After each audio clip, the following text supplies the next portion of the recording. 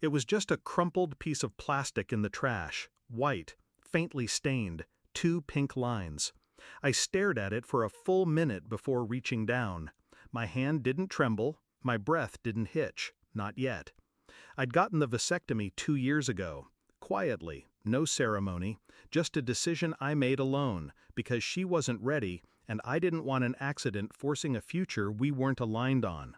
At least, that's what I told myself. Truth? Something had always felt off. But suspicion is a coward's emotion.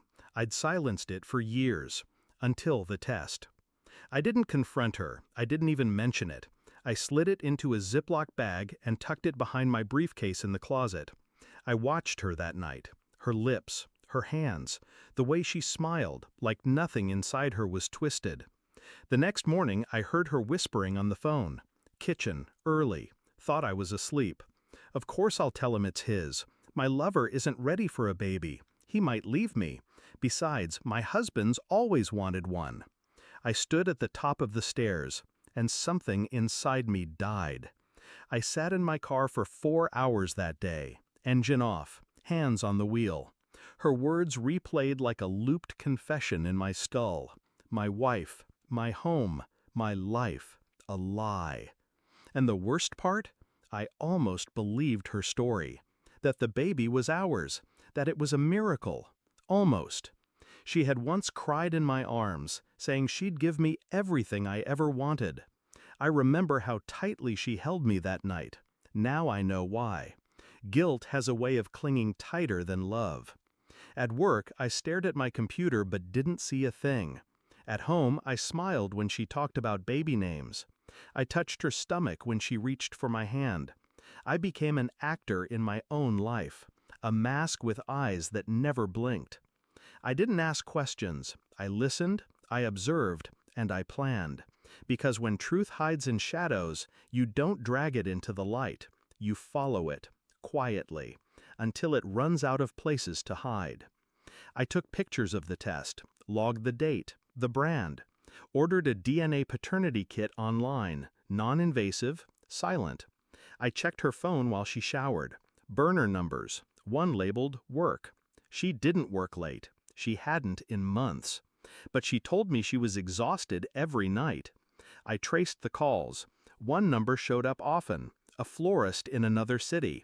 I called, said I was confirming a delivery. The woman on the other end hesitated, then said, "Is this for Angela's husband or her boyfriend?" I hung up. I didn't flinch.